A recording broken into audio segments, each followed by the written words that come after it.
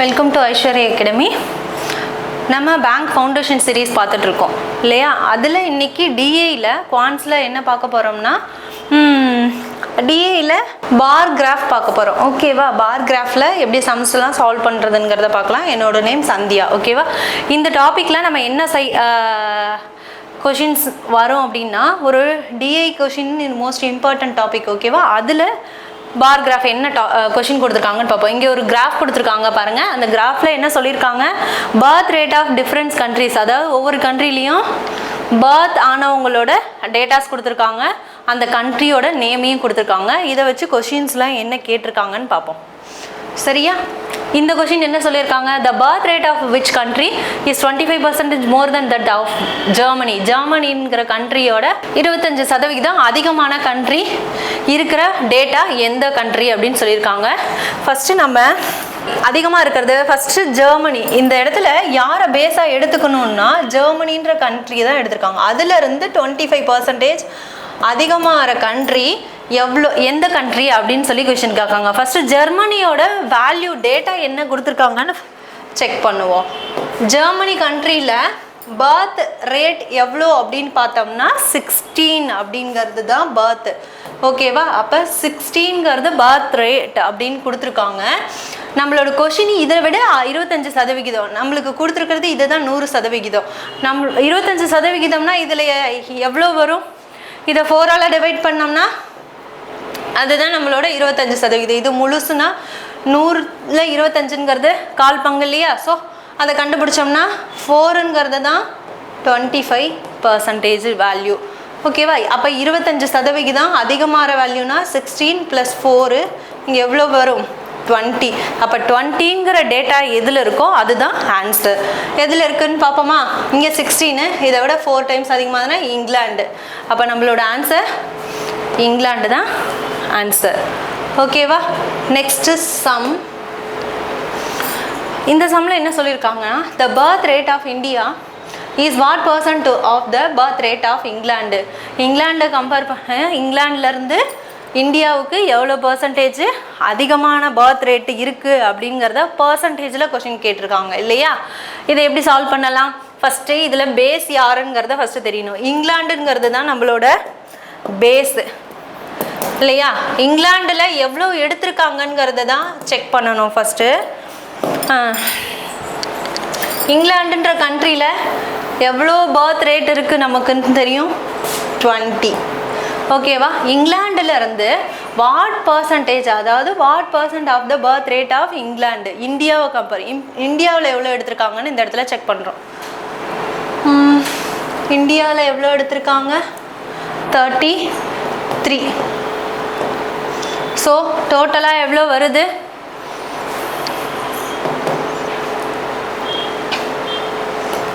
53. நம்மளோட டோட்டல் இது இங்கிலாந்து, சரி, இது இந்தியா. இது இங்கிலாந்து வேல்யூ, இது இந்தியா. ஓகேவா? ரெண்டு டேட்டாஸையும் நம்ம என்ன பண்ணிட்டோம், எழுதிட்டேன். ஏன் இதை ரெண்டு பேரும் வாட் % கேட்டிருக்காங்க. வாட் %னா ரெண்டு பேரையும் ஆட் பண்ணால் 53. நம்மளோட பேஸ் யார்? இங்கிலாந்து. இங்கிலாந்துலேருந்து தான் இந்த இடத்துல கம்பேர் பண்ண போகிறோம். % கேட்டோம்னா 100ஆல் மல்டிபிள் பண்ணுவோம். ஓகேவா? அப்போ 100ஆல் மல்டிபிள் பண்ணி இதை கேன்சல் பண்ணோம்னா இது 5 டைம்ஸ்னு வருமா? அப்போ 5 × 50 25, 25 and 165%. ஓகேவா? 165% தான் அதிகமாக இருக்குது. நம்மளோட ஆப்ஷன் ஏ தான் ஆன்சர். பர்த் ரேட் இந்தியாவிலேருந்து இங்கிலாந்துலேருந்து இந்தியாவுக்கு எவ்வளோ % அதிகமாகிருக்குன்னு சொல்லியிருக்காங்க? 165% அதிகமாகிருக்கு. நெக்ஸ்ட்டு கொஷின் என்ன சொல்லியிருக்காங்க, birth rate of China how many times that birth rate of Germany. ஜெர்மனியை கம்பேர் பண்ணும்போது சைனாவில் எத்தனை டைம்ஸ் அதிகமான பர்த் ரேட்டு, பர்த்து டேட் இருக்குது அப்படின்னு சொல்லி, ரேட் இருக்குதுன்னு சொல்லி கேட்டிருக்காங்க இல்லையா? இந்த இடத்துல பேஸ் யார்? நம்மளுக்கு ஜெர்மனி தான் பேஸு. ஜெர்மனியை கம்பேர் பண்ணும்போது சைனாவில் எவ்வளோ டைம்ஸ் அதிகமான பர்த் ரேட் இருக்குதுன்னு சொல்லி கேட்டிருக்காங்க. ஜெர்மனியோட பர்த் ரேட்டு நம்மளுக்கு இங்கே டேட்டாஸ் கொடுத்துருக்காங்க இல்லையா? 16ங்கிறது தான் ஜெர்மனி. அடுத்தது சைனா 40. நம்மளோட கொஷின் என்ன? ஜெர்மனியிலேருந்து சைனாவுக்கு எத்தனை டைம்ஸ் அதிகமான பர்த் ரேட் இருக்குது அப்படின்னு சொல்லி கேட்டிருக்காங்க. ஸோ இதை கட் பண்ணோம்னா அண்ட் 16 4 டைம்ஸ் அண்ட் 10 டைம்ஸ்னு வரும். 2.5ன்னு கிடைக்கும். நம்மளோட 2.5ங்கிறது ஆப்ஷன் 4. இதுதான் நம்மளோட ஆன்சர். ஓகேவா? நெக்ஸ்ட் கொஷின் என்ன சொல்லியிருக்காங்க? What is the ratio of birth rates of India to that of Sweden? இந்தியாவுக்கும் ஸ்வீடனுக்குமான ரேஷியோ கேட்குறாங்க. இந்தியாவுக்குமா அண்டு ஸ்வீடன் இந்த 2 கண்ட்ரிக்குமான ரேஷியோ நம்மளை கேட்குறாங்க. இந்தியாவுக்கான ரேஷியோ நம்மளோட கொஷினில் எவ்வளோ பர்த் ரேட் கொடுத்துருக்காங்க? 33ன்னு கொடுத்துருக்காங்க. அதோட ஸ்வீடனோட ரேஷியோ எவ்வளோ இருக்குது? இதுதான் ஸ்வீடனோட பர்த் ரேட்டு எவ்வளோ இருக்குது? 15. ரேஷியோன்னு கேட்டோம்னா இது எவ்வளோ வரைக்கும் நம்மளால் கட் பண்ண முடியுமோ அவ்வளோவும் கேன்சல் பண்ணிவிட்டு ரிமைனிங் இருக்கிறது தான் ரேஷியோ. ஓகேவா? அப்போ இதை கட் பண்ணோம்னா 11 டைம்ஸ்னு வரும் அண்டு இங்கே 5 டைம்ஸ் கிடைக்கும். அப்போ நம்மளோட ஆன்சர் 11:5. ஆப்ஷன் 2 தான் நம்மளோட ஆன்சர். சரியா? அடுத்தது இந்த சம் என்ன சொல்லியிருக்காங்க? By how much % is that birth rate of England less than that birth rate of New Zealand? நியூசிலாந்துலேருந்து இங்கிலாந்துக்கு எவ்வளோ கம்மியானதோ அதோட பர்சன்டேஜ் என்னன்னு கொஷின் கேட்குறாங்க. ஃபஸ்ட்டு இதில் பேஸ் யாருன்னா எப்பயுமே நம்மளோட பேஸை ஃபிக்ஸ் பண்ணிட்டு தான் அடுத்தது கொஷின்கே போகணும். ஆஃப்க்கு அப்புறம் இருக்கிறது தான் பேஸு. ஸோ நியூசிலாந்துங்கிறது எவ்வளோ பர்த் ரேட் இருக்குன்னு பார்த்தோம்னா 30 தான் நியூசிலாந்தோட பர்த் ரேட்டு. இங்கிலாண்டில் எவ்வளோ பர்த் ரேட் ஆயிருக்கு? இங்கிலாந்து 20. இங்கிலாண்டோட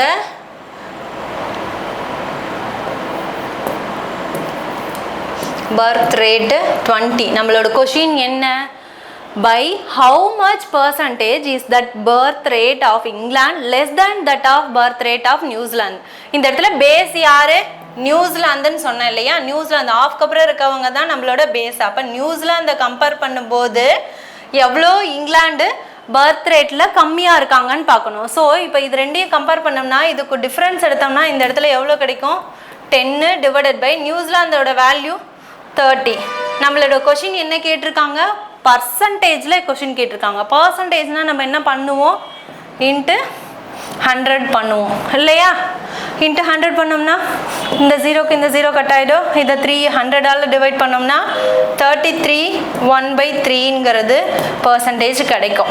ஓகேவா? அதை கேன்சல் பண்ண 100 3ஆல் கேன்சல் பண்ணோம்னா நம்மளுக்கு 33 1/3% கிடைக்கும். ஆப்ஷன் 2 தான் நம்மளோட ஆன்சர். நெக்ஸ்ட்டு ஓகே, இந்த கிராஃபில் என்ன சொல்லியிருக்காங்கன்னு பார்ப்போம். என்னெல்லாம் கொடுத்துருக்காங்க datas? Trade defect of the countries in crores of rupees. அதாவது க்ரோர்ஸில் ஒவ்வொரு வருஷத்துக்குமான ருபீஸ் வேல்யூஸை கொடுத்துருக்காங்க. எந்தெந்த வருஷத்துக்கு எவ்வளோங்கிறத ருபீஸ் இருக்குது அப்படிங்கிறத கொடுத்துருக்காங்க. ஓகே, இந்த சம்மை பேஸ் பண்ணி எவ்வளோ கொஷின்ஸ் என்னென்ன கேட்டிருக்காங்கங்கிறத பார்ப்போம். ஓகே, இந்த கொஷின் என்ன சொல்லியிருக்காங்க? த டிஃபெக்ட்னா பற்றாக்குறைன்னு சொல்லுவோம். ஓகேவா? பற்றாக்குறை எவ்வளோ கம்மியாகி இருக்குது அப்படிங்கிறத வச்சு இங்கே கொஷின்ஸ் என்ன கேட்டிருக்காங்கன்னு பார்ப்போம். 1993 to 94 was roughly how many times that the defect in 1991? இந்த இடத்துல பேஸ் என்னன்னா 1990லேருந்து 91 இந்த இயர்லேருந்து இந்த இயருக்கு 93 94 இயருக்கு எத்தனை டைம்ஸ் அதிகமாகிருக்குன்னு கொஷின் கேட்குறாங்க. ஓகேவா? எவ்வளோ டைம்ஸு டிஃப்ரென்ஸ் இருக்குது, எத்தனை டைம்ஸ்ன்னு கொஷின் கேட்குறாங்க. இந்த 1991ங்கிறது நம்மளோட பேஸு. ஸோ அதுக்கு நேராக என்ன டேட்டா கொடுத்துருக்காங்கன்னு ஃபஸ்ட்டு செக் பண்ணுவோம். 1991 அண்டு இதுதான் 1991. அதுக்கான டேட்டா என்ன நம்மளுக்கு கொடுத்துருக்காங்க? 2800. ஓகேவா? அடுத்தது 93லேருந்து 94 93 to 94ங்கிறது எவ்வளோ டேட்டாஸ் கொடுத்துருக்காங்க 42,200ங்கிறது கொடுத்துருக்காங்க. இதுதான் பேஸ். நம்ம என்ன பண்ணோம்னா எப்பயுமே ஹவு மெனி டைம்ஸ் அதிகமாக, அதாவது இதுக்குமான எத்தனை டைம் டிஃப்ரெண்ட் இருக்குன்னு தான் இந்த இடத்துல கொஸ்டின் கேட்டது. டிஃபெக்ட் இன் 93, 94 வாஸ் ரஃப்லி how many times that deficit in 1991ன்னு சொல்லியிருக்காங்க. ஸோ இது ரெண்டையும் ஃபஸ்ட்டு என்ன பண்ணலாம், டைம்ஸ் அப்படின்னு கொஸ்டின் கேட்டாங்கன்னா ரெண்டையும் டிவைட் பண்ணாலே நம்மளுக்கு எவ்வளோ டிஃப்ரென்ஸுங்கிறது தெரிஞ்சிடும். ஸோ இதை கட் பண்ணால் 1 டைம்ஸு 4 டைம்ஸு 2 1ன்னு கிடைக்கும். 14ஆல் டைரெக்டாக கட் பண்ணோம்னா 1 டைமு 24 1 டைம் தான் கிடைக்கும் இல்லையா.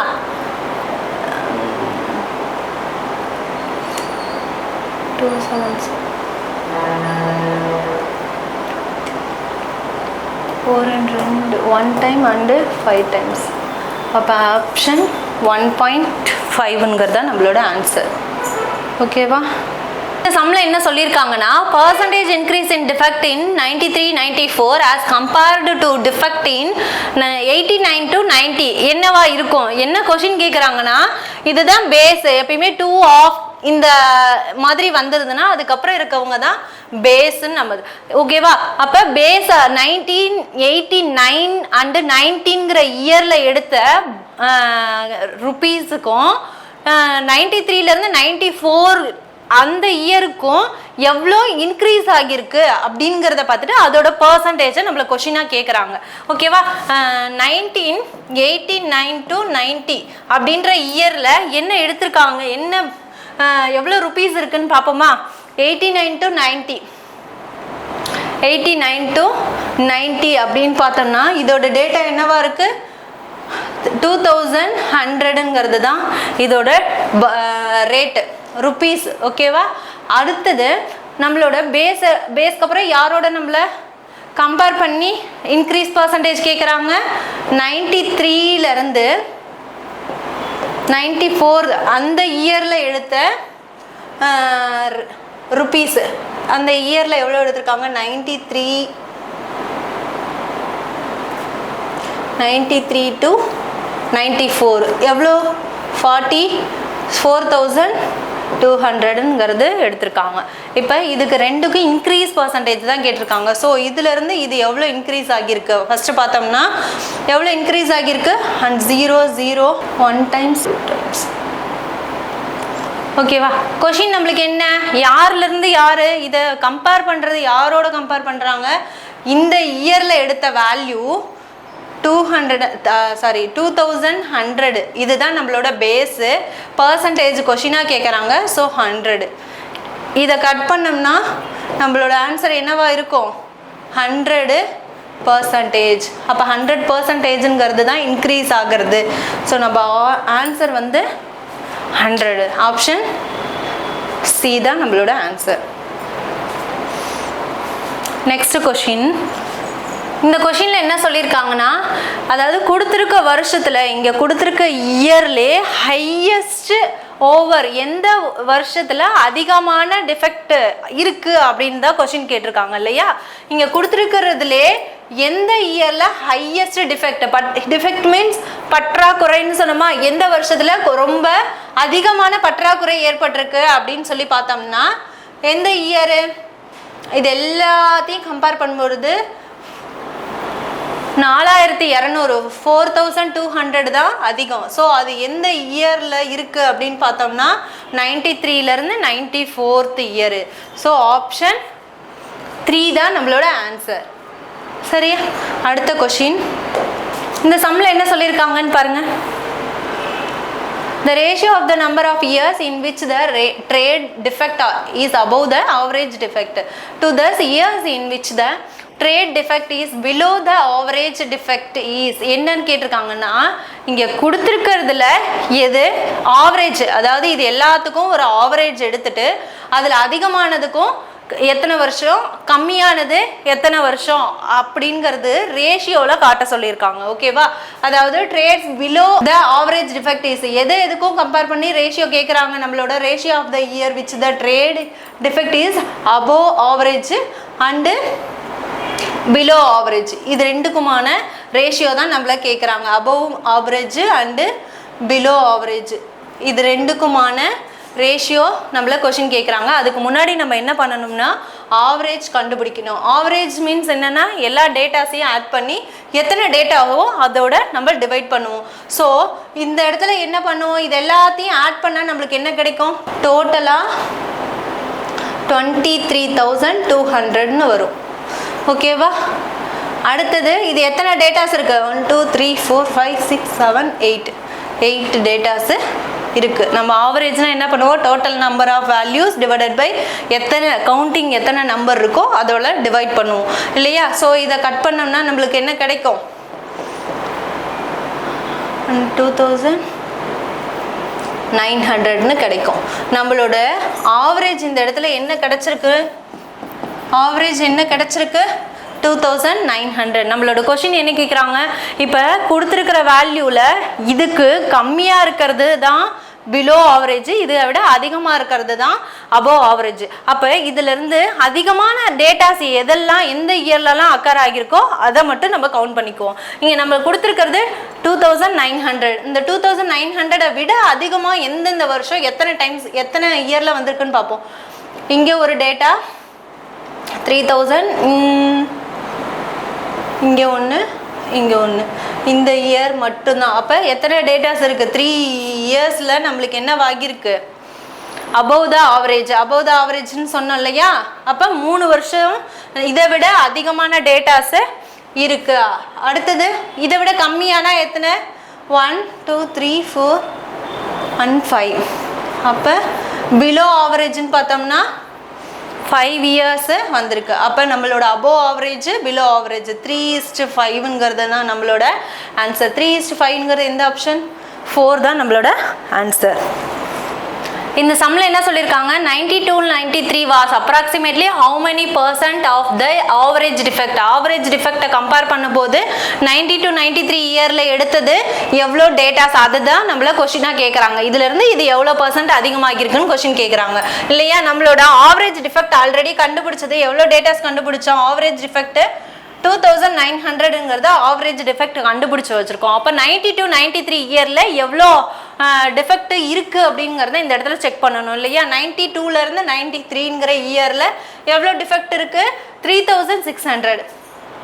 அப்போ 3,600ங்கிறது தான் ஆவரேஜ் டிஃபெக்ட் 92-93 இயரில் எடுத்த டிஃபெக்ட். ஓகேவா? நம்மளோட பர்சன்ட்னு கொஷின் கேட்கறதுனால என்ன பண்ணுறோம், இந்த இடத்துல 100ஆல் மல்டிபிள் பண்ணுறோம்.